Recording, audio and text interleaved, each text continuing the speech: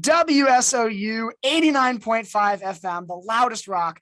I'm Valentino, and I'm joined today with Brent from Shinedown. How are you doing today, Brent? I'm doing well, man. I'm stoked to be talking to you today. Thanks for taking the time. I'm super excited to be talking with you too. I know I mentioned a little bit before the interview, huge fan of Shinedown myself. One of the first bands I ever got into when I was really discovering and diving into music. And so talking with you today it's an absolute pleasure. I'm really looking forward to it. I'm looking forward to it as well. I'm ready. Good stuff. Good stuff. Well, diving right in, you got the brand new Attention film out September 3rd. That release date's coming up close. How are you feeling?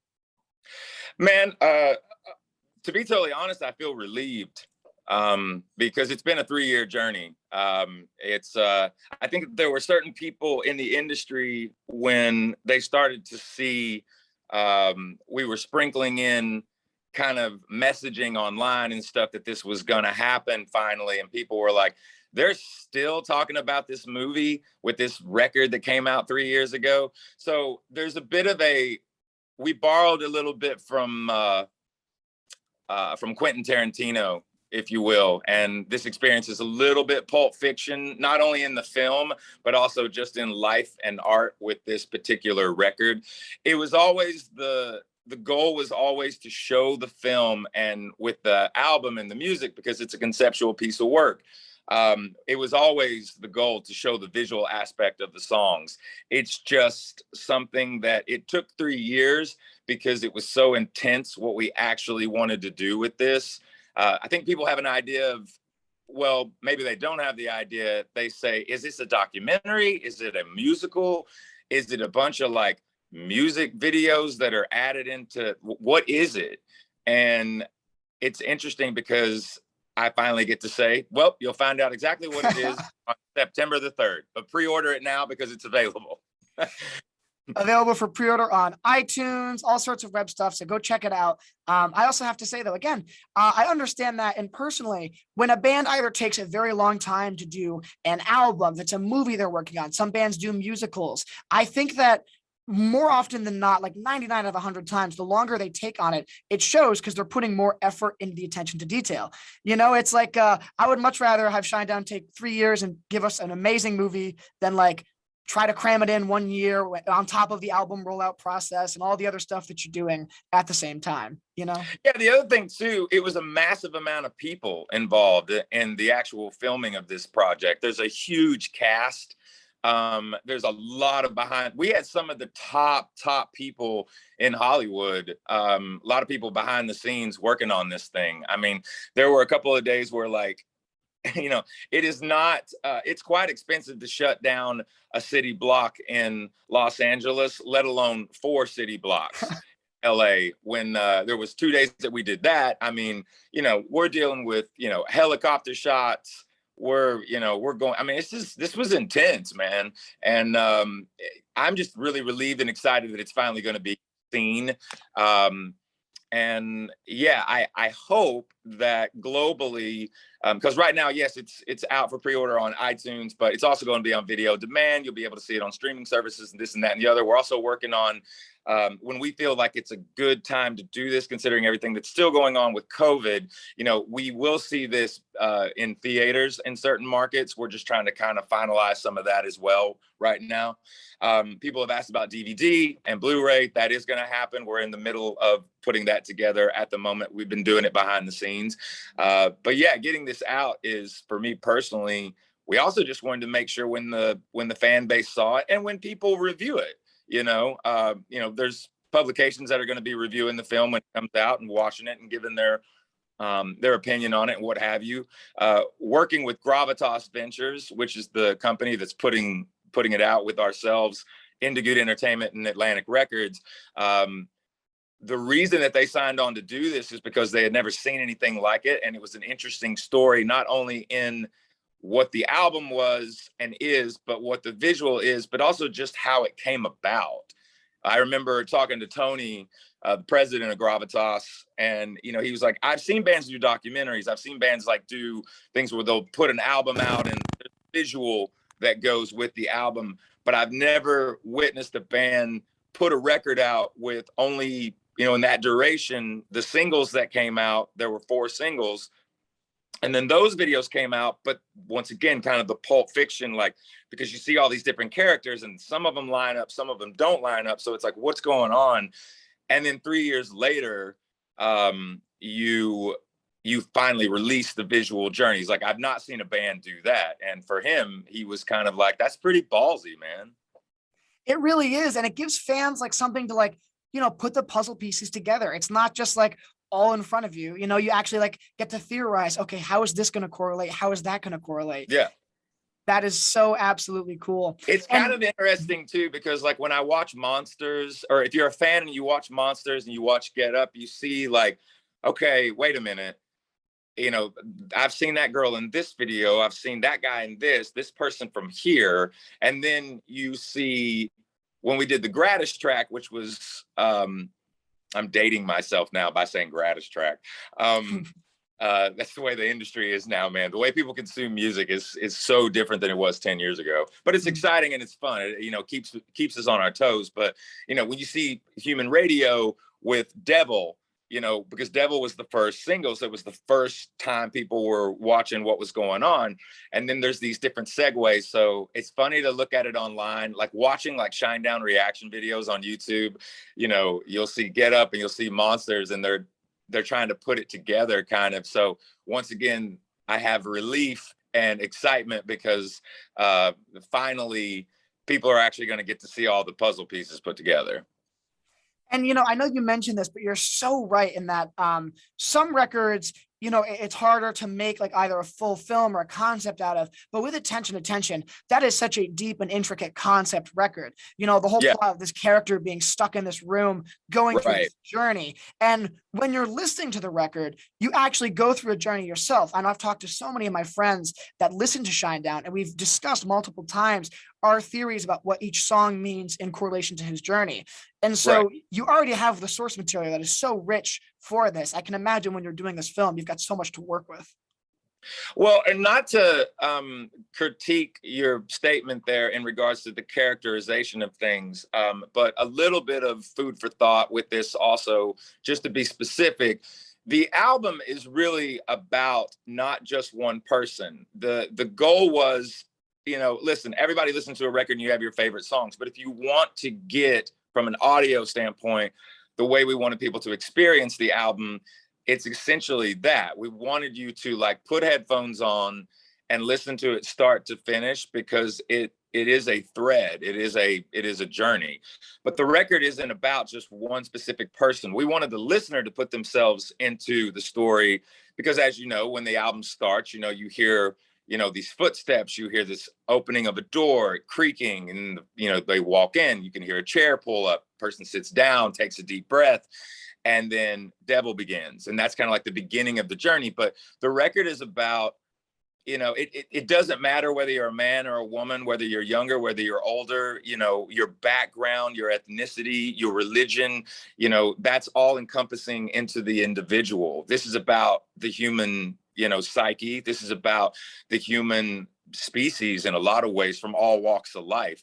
And it's also a record about not being afraid of failure in your life, because you're not going to be remembered for your failures. I don't believe. I think that you'll be remembered for the fact that you refuse to give up in any given situation. If you don't accept failure, you're not going to be able to grow to get to the place that you need to be at in order to be successful. There's nothing wrong with failing. That teaches you what to do next time. But yeah, man, it's a psychological and emotional, a physical and spiritual journey, you know, just from an audio standpoint. So it's cool that all of these characters that we've been kind of holding close to our chest, the world's going to get ready to actually visually see them. Exactly. And I know you've been like, again, working on this for so long. And even back to that point of what you were talking about with failure, to kind of get into a more like psychological approach, I guess, is that even if you like, no one wants to experience failure, you know, it's not anything anybody's like looking for. But if you don't experience failure, you're not going to really appreciate when you get to the top. You know what I mean? When you finally achieve what you want to achieve, it's not going to feel as sweet. You know, it's just going to be there. Yeah, and the other thing that you know, it's such a touchy subject with people because of the world that we're in now. But the fact of the matter is like, if you're going into something that you've never done before, I don't think that you primarily have this idea that you're gonna fail. You may be nervous, you may be scared, but I think your intention is to do your best.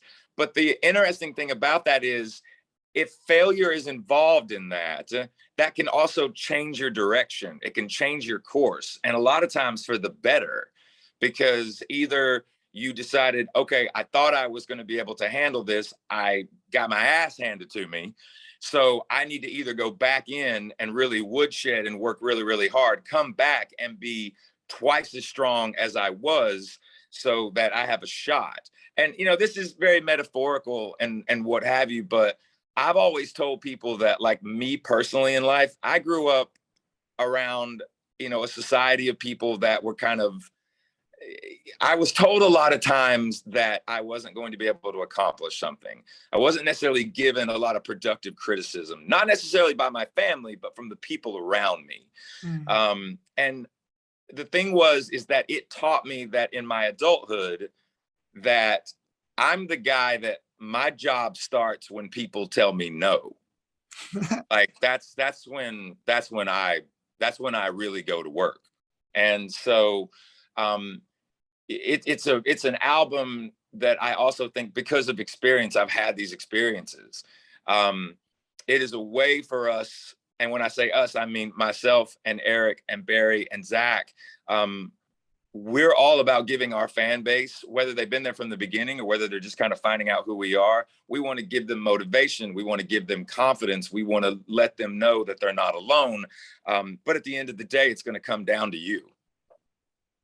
Exactly. You know, that's such a beautiful way to put it, is that if there's an obstacle presented in your path, you know, you've got two options. You know, you don't really have it. You can either accept it and be sad, or accept it and be happy, or be whatever you want to be, accept it, or you can try to do what you want to do, try to achieve that dream. You know, there's really, I totally understand that. Yeah, I mean, in Shinedown, we have a lot of different sayings, but one is that, you know, you have to learn how to negotiate with the brick wall. And what that means is that if you're going headfirst into a brick wall and you're going as fast as you can because you think that you're going to be able to bust through that, 9 times out of 10, the brick wall is going to win. So you have to figure out a way to negotiate with it, meaning you got to either figure out a way to go under it, over it, around it, or, you know, once again, you have to, just going through it, you know, isn't necessarily going to be the way to get to the other side. So you have to, you know, get smarter. You have to get clever. You have to be willing to be on your toes at all times. 100%. I couldn't agree more.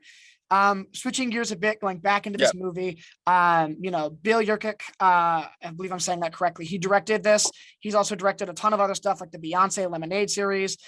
He directed all the previous music videos, you know, for the singles that we've seen. Was it kind of difficult to like give your vision, almost like, you know, your baby, to a totally new hands? And even though he's very incredible, all of his work has been phenomenal, I imagine there's got to be a little bit of like, you know, because you've worked so hard on this concept, on these songs, this vision. Yeah, so the pronunciation of Bill's, like, this is kind of funny. Like, I'm like the only person that does this because his last name is unique, and so I couldn't pronounce it for the longest time. So I would just call him Bill Y, and then I would call him Billy, you know, and he took it with a grain of salt, but it's pronounced Bill Yukich. And yeah, so and he's an interesting cat, man, because he came from Chicago, and you know, in Illinois, and you know, in his youth, not that he's not, you know, a young strapping young lad now, but like in his late teenage years, he just drove across country to Los Angeles from Chicago and never looked back. And so like he kind of immersed himself in, you know, California and LA because he knew, like, you know, he wanted to work in film and things of that nature. And so he just was like, he packed up his stuff and he just went, and he's been there ever since. The thing about Bill is really, really creative, but Bill, like, ahead of time lets you know what he's thinking. So our first initial conversation with one another was specifically about Devil. That was the first video. And when we sent out, kind of happens like this.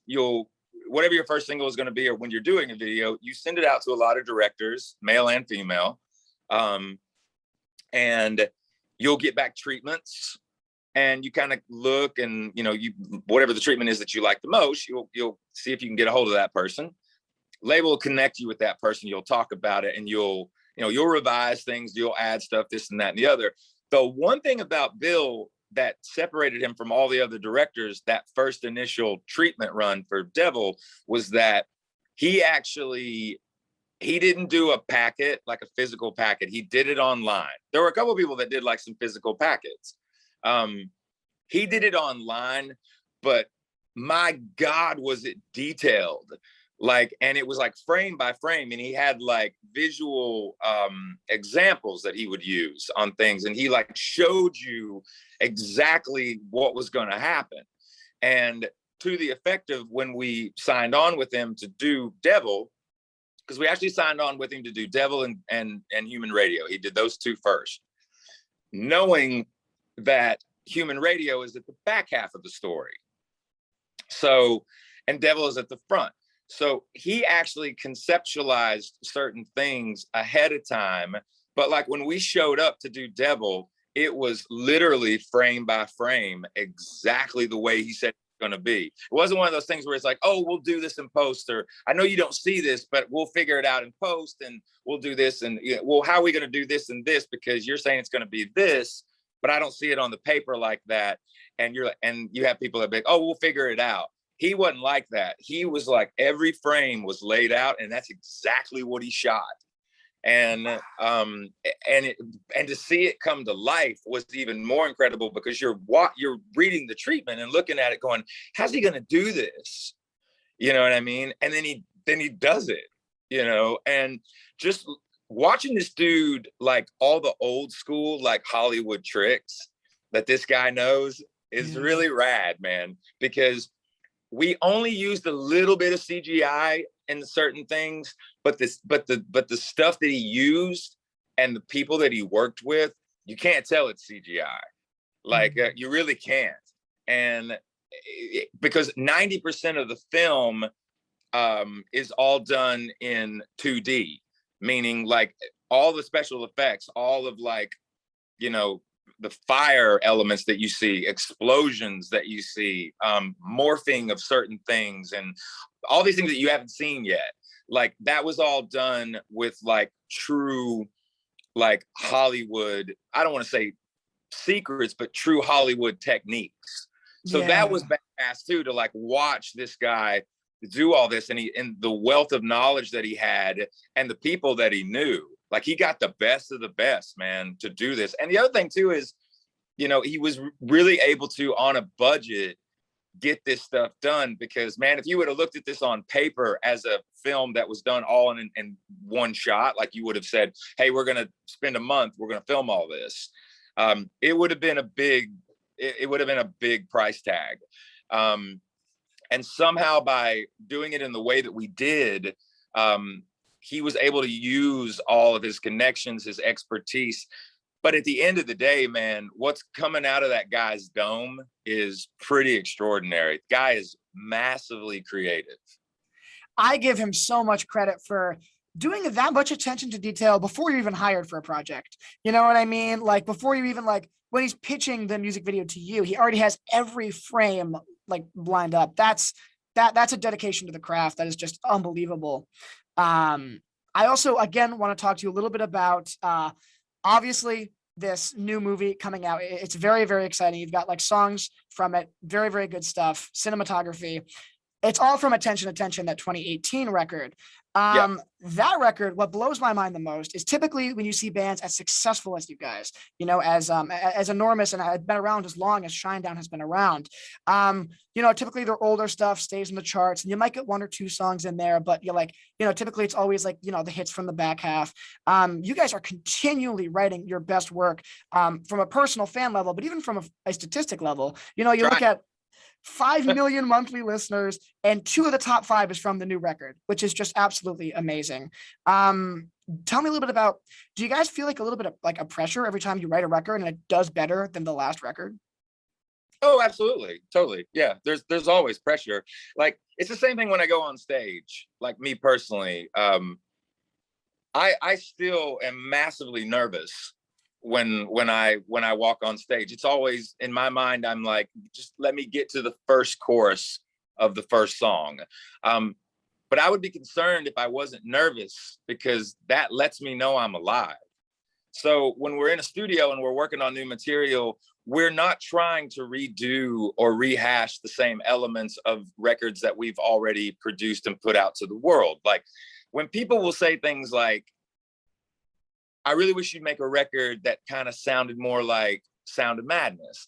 And I don't know what that means, because I have to say to them very politely, if you want to listen to Sound of Madness, or you want something that sounds like Sound of Madness, you can visit it anytime you want. You know what I mean? Like, so, and we evolve, and the world evolves, obviously. And we write about what we know. I've often said, this band, we write songs because it's just cheaper than therapy. And it's probably the best therapy, in the world. By the way, because this news just came down the pipeline in the last 24 hours, I do want to thank the fan base, specifically right now, of Shinedown, because you helped us finally get attention. It is officially gone gold. So I wanted to thank all the fan base for that as well. And it's actually, obviously, with the film, the streaming numbers and certain things with the record are starting to bump up quite exponentially, like even in the last 48 hours. So that's super, super rad. So we want to say thank you to everybody for that, and all the records, but just wanted to let everybody know that. So thank you for that. But yeah, the songs they're an extension of who we are. We try to write about, we don't pull things out of thin air per se. We have to write about what we know. So the situations that we've been in, the scenarios that we've dealt with, the people and places that we've met over the years, we're really in tune with what's going on, at least in our opinion. And for whatever reason, man, as the main lyricist in the band, I've just always been able to put it down on paper and sing it,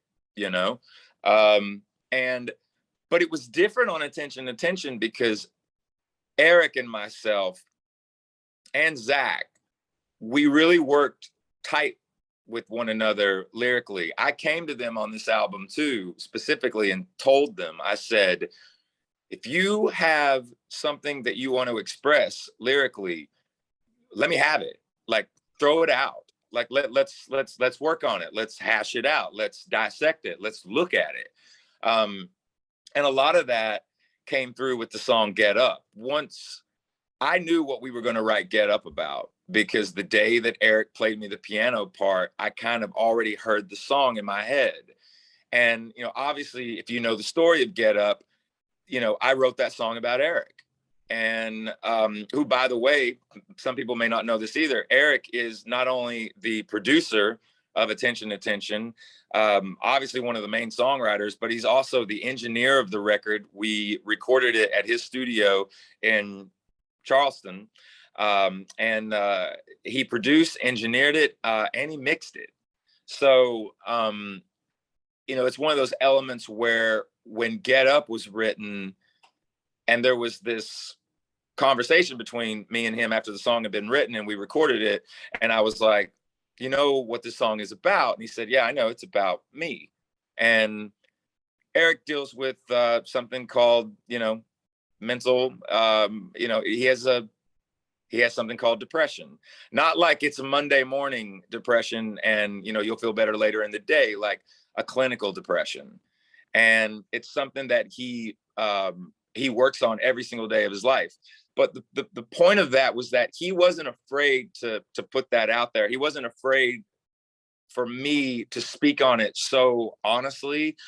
He actually insisted that we do it. But then what happened after we wrote Get Up was then we started to figure out what this record was actually going to be.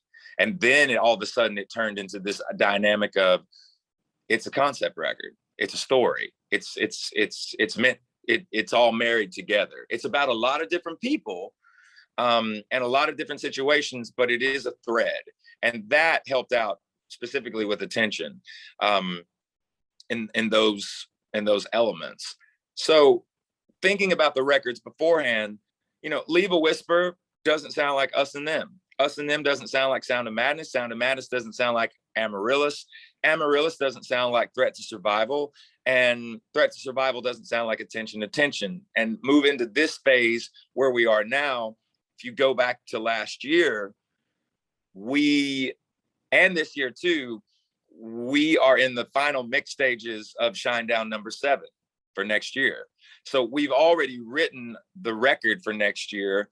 I can tell you right now, it sounds nothing like the other 6 records. It's still Shinedown, but obviously with what was going on in the world, what's still going on in the world, it's a heavy record that we're going to be presenting next year. And I mean heavy by just the subject matter and the sonics of it and what have you, but we're constantly pushing the envelope because our fan base allows us to have a platform, but our fan base allows us to be ourselves. And I give major props to both, you and the entire band, because it's difficult to put like such a personal and emotional side out there for the entire world, and especially people in the arts and music. They do that so frequently. But I do have to ask, obviously, Shinedown 7, very, very exciting stuff. I know a lot of fans are foaming at the mouth to get it. Is it expected maybe early 2022, late 2022? I can tell you right now, the first single, you're going to hear it in the first month of 2022. And then hopefully a couple months later, there'll be a record out. All right. Without giving any dates, So in answer to your question, yes. Awesome. I know that is super, super exciting for a lot of people. And another cool thing I like about Shinedown, every record has its own color palette and color scheme, which really makes it feel like an entirely new era. Like none of the records repeat their color palettes at all. And so I'm not sure if you can say this. Do you know any hints about what the color palette of this record cycle is going to be, what we can expect? It's really cool that you actually noticed that, because that's on purpose. All right. Yeah. I can tell you that we're actually kind of working a little bit with royal colors. So if people were wondering what does that mean? So if you look up royal colors online, you'll kind of see what that is. It's not all that, but there's a unique color palette to this next record. So that's about, without giving it totally away and how it's going to look. We are kind of working in a group of colors that are called royal colors. All right. I am absolutely excited for that. And I know you guys do it so well. Like when I listen to Attention, I just see yellow. I listen to Threat to Survival, I see red. Sound of Madness is black and white, just like it sonically. And I can't explain it. There's no rational way for me to put my words onto it, but it just makes sense. Yeah, Sound of Madness specifically, man, people talk about the simplicity of that black and white, because that's kind of the beauty of that record also, because the name of the record is called The Sound of Madness. So you would think it would be chaotic and crazy and there'd be all this stuff flying everywhere. And it's a white background with 4 crows. And it's the simplicity of it is just so ominous too, because just the little crows, and a few of them are big, but a lot of them are in the background. It's just awesome. All 4 of them are each of us. So I'm trying to remember the ones, like the big one is me. And then the one that's flying upside down is actually Eric. And then the other 2 are Barry and Zach. But the interesting thing, people have asked, what's the deal with the birds? And then obviously there's a song in Madness called The Crow and the Butterfly and things like that. In the animal kingdom, the crows are the watchers. So the crows actually let everybody else in the animal kingdom know when something's about to go down. And kind of like they kind of warn everybody. So that was kind of the ominous of it. That's why you see these crows in this stark white background. And then you have a title like The Sound of Madness. There was a lot of symbolism in that. Mm, absolutely, absolutely. That is so cool. Well, again, thank you so much, Brent, for joining us today. I'm a huge fan, and obviously, I could spend hours talking with you. I just love the way your mind works, getting an inside scoop into the album, the stories, all about that stuff. Absolutely phenomenal. To all of our New Jersey listeners, you guys are coming to Newark, the Prudential Center on September 10th. So anybody listening to that, you're definitely gonna want to check them out there. I've got one more question for you today. That's just letting everybody know, because it's that show's almost sold out. So if you're coming, I'd grab them quick. Exactly. Don't hesitate. Like, pause the interview right now and go go check them out. My last question for you today. Obviously, I've been a huge Shinedown fan, and I love all your material. But one of my favorite songs you guys have ever written is "Off Attention Attention." And you know how you have moments when you're listening to music where you kind of never forget where you were when you first heard that song. I will never forget me being in Rhode Island, kind of like the album came out, and I was walking along a beach, I was listening to it. And when Darkside came on, and like the creepy, just cool piano, but it wasn't like a ballad piano. It was just like seamlessly weaved throughout the rock. It just like completely blew my mind. Any insight into either that, how it's going to be depicted in the movie, the songwriting, the recording process? Any advice you have on that? Well, Darkside was the part of the story where the individual in the story, where as you as the listener, you're kind of dropped into, without taking anything away from it, kind of like Stranger Things in a way, like the Upside Down. You know what I mean? So this person kind of psychologically got dropped into the really twisted part of their psyche, and they had to figure out a way to get out of it. So because they were kind of delving psychologically into, once again, kind of using the reference of they were, going into madness. And so it was all of these different personalities of the individual. That's what Darkside is. It's like all these different people that this person can be, but the person is still trying to figure out who they are. So it's a journey through that part of their mind, like with all these creepy, crazy, wild individuals. And so when you see the movie, when you get to Darkside, it's over the top, man. It's pretty wild.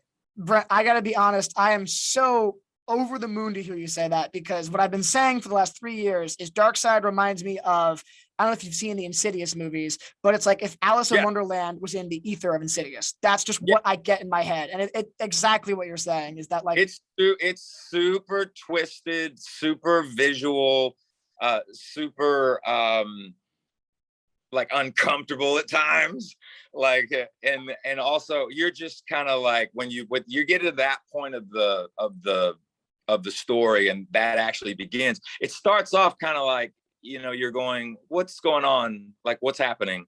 And then all of a sudden, as soon as the pre-chorus hits, where it kicks into that part where, don't be so quick to judge, and it starts moving into that, all of a sudden everything just turns upside down, and you just go into this wild, wild world. All right. I'm so excited to see it. Again, that's out September 3rd. And I'll say it one more time. I don't want you guys to miss out. Newark, New Jersey, the Prudential Center, September 10th. Thank you so much again for talking to me today.